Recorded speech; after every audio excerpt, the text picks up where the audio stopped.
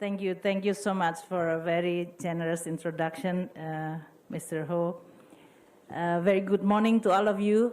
And Mr. Ho mentioned about go back to the future. I actually going back and forth from past and the future because I was finance minister 10 years ago and now I'm finance minister also. And many of young generation in Indonesia asking me, why you take that job again?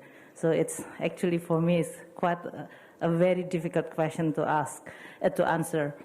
I would like to first, and it's really good for me to be here again in Summit. It's a very important meeting, and I would like to congratulate Singaporean government in convening this important forum that help us all to shape the ASEAN future.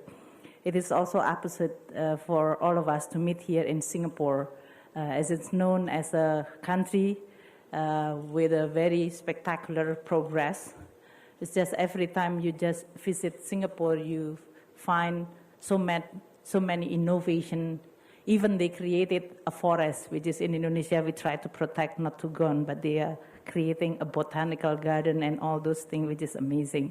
So for us, it's really a country in which you never stop innovate and you never stop to satisfy with whatever you've already achieved. This is really amazing as an example for many of us. This is also a country which is a role model of globalization because we maybe sometime in the past couple of years, we always taken for granted that globalization is going to be there. We just have to manage and adjust with it. And we now know that it is not always true. So we know that we have to make sure that this kind of commitment of globalization and openness is something that needs to be preserved with commitment for all of us. So today, I would like to maybe update you with my now current capacity. Of course, it will change in terms of the content and a tone. I will represent, in this case, more in presenting the Indonesian economic update rather than the global and Asia in my previous capacity. But I would like to start by giving you a bit on the global context, which I think Mr. Ho has already mentioned quite a lot about the context. But let me start by discussing about the global economic development, which is we are all agree that it is not fully recovered since the global financial crisis. It's always have a certain hope in the beginning of the year, but then we are going to then discount it, those hope by looking at the reality. For this year, the IMF have the projection, the growth is going to be 3.5%. And next year it's going to be slightly increased to 3.6%.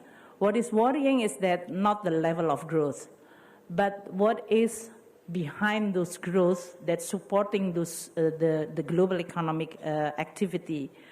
The global trade, which is not recovered yet. I think the trend as well as the level of growth is still continue very weak. And this is really confirm what is actually what we are facing today. Although the global race seems a bit balanced, and especially if we look at the political development in Europe, which is many of us actually agree that the result of the election in many European countries give us at least a little bit relief about where the trends of the direction of the global economy. But we continue worry with what is on the geopolitical and security, which is getting more and more escalated. We also see that the global economy is also facing with the homework which need to be addressed together. In income inequality, demographic challenges, weak commodity prices, and of course, in this case, the geopolitical and security, including terrorism. What about Asia? If we talk about Asia, this region has a lot to be proud of. In my previous capacity as the managing director and COO of the World Bank, I travel all over the world. And I must say that the only bright spot, which I can give an example how globalization, integration can create shared prosperity and addressing the issue of poverty, because my previous job as a managing director, we have two objectives in the World Bank, that is eliminating poverty and sharing and boosting more prosperity. I must say the only bright spot as an example of a region and a collective of countries who actually adopting a pragmatic approach in their economic policy and even doing their best effort to integrate is Asia. And that's why the performance of the region is very, very impressive. We are now in Asia accounted for around 40% of the global economy and expected to reach 2/3 of the global growth over the next 4 years. For the past 20 years, Asia economic growth has a performance around 6% a year. So clearly, Asia economic backbone relies on its resilience and commitment of the integration. The resilience that is the result of economic transformation, sound macro and economic policy implemented by many ASEAN countries has contributed to vast investment and more trade opportunity opening up for the region. Asia is also seizing opportunity to advance regional integration. Initiatives such as ASEAN Economic Community, Belt and Road, North-South Transport Corridor are some also creating and spur the economic activity and enhancing the connectivity among countries in Asia. However, it is critical for us to ensure that the ASEAN integration agenda will be beneficial for all of us and conducted in environmentally sound and socially inclusive and good governance. But despite rapid, remarkable economic performance, the existing uncertainty in Asia predominantly covered in the fronts of political, security, and social situation potentially can distract the current achievement and progress.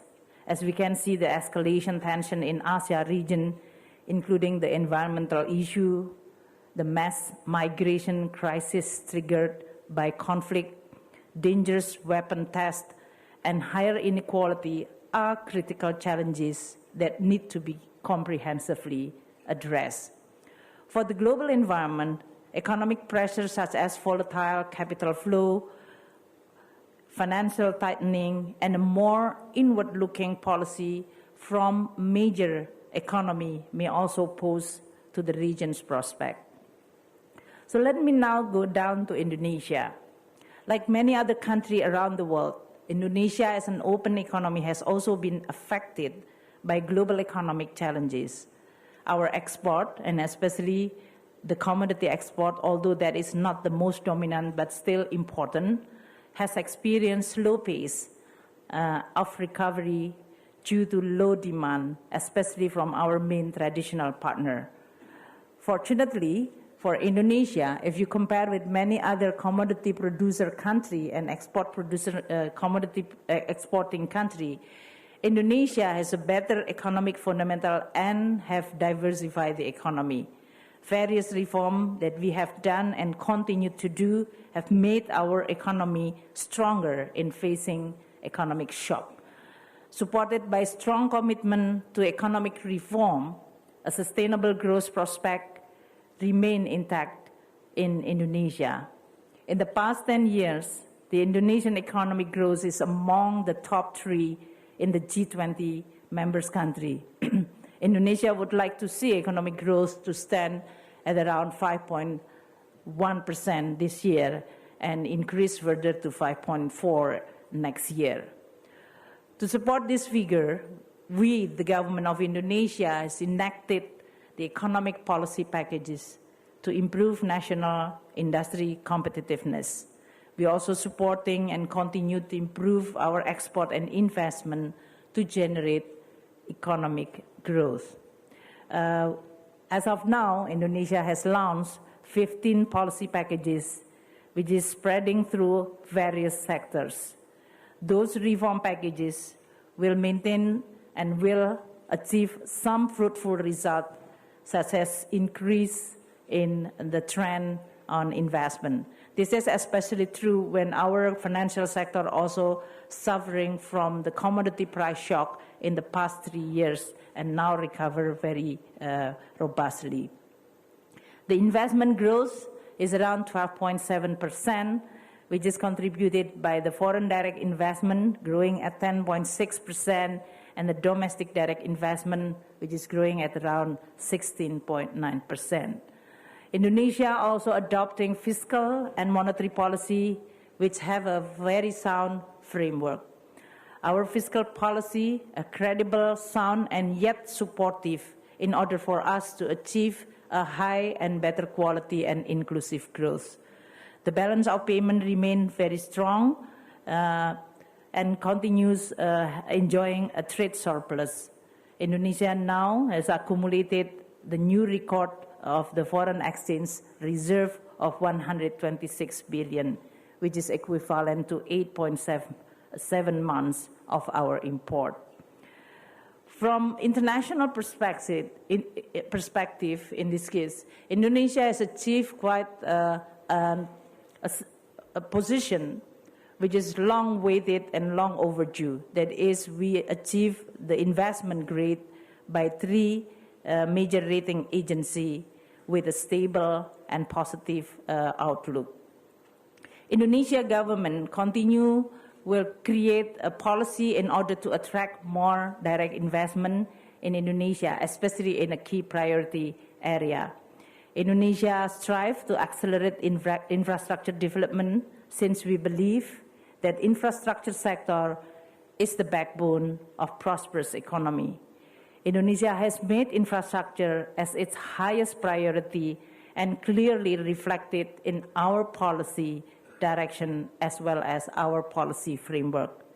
We embarked on ambitious projects on energy, electricity, toll road, bridges, port and airport, railways, dam, clean water, sanitation, and other projects aimed at strengthening our national connectivity, energy security, food security, and our economic competitiveness, while also have an ambitious in reducing poverty and reducing inequality.